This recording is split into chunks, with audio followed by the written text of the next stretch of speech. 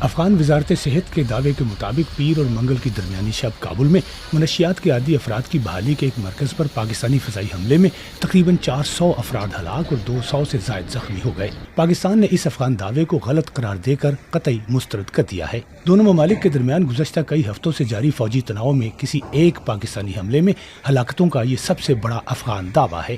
کابل میں وزارت داخلہ کے بقول تازہ ترین پاکستانی فضائی حملے میں 408 افراد ہلاک اور 265 زخمی ہوئے، جبکہ ہدف بنائے گئے طبی مرکز کی جگہ پر ریسکیو کارروائیاں جاری ہیں۔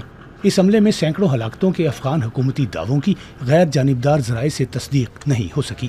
تاہم غیر ملکی میڈیا اداروں کے لیے کام کرنے والے مقامی صحافیوں نے بتایا کہ انہوں نے ملبے سے نکالی گئی کم از کم 30 لاشوں کی گنتی کی، جبکہ درجنوں زخمیوں کو بھی وہاں سے ریسکیو کیا گیا۔ اس حملے کے بعد آج منگل 17 مارچ کو پاکستانی حکومت نے تردید کی کہ وہ افغانستان میں اپنی مسلح کارروائیوں میں عام شہریوں کو نشانہ بنا رہی ہے۔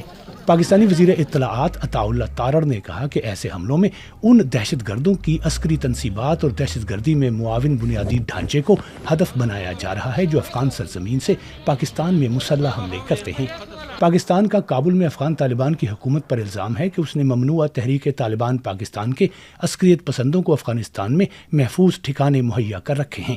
کابل حکومت تاہم ان الزامات کو مسترد کرتی ہے۔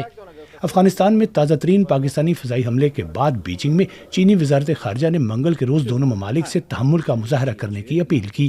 بیجنگ نے کہا کہ کابل اور اسلام آباد دونوں کو ایک دوسرے کے خلاف عسکری طاقت کے استعمال سے اجتناب اور دو طرفہ کشیدگی میں کمی کرنا چاہیے۔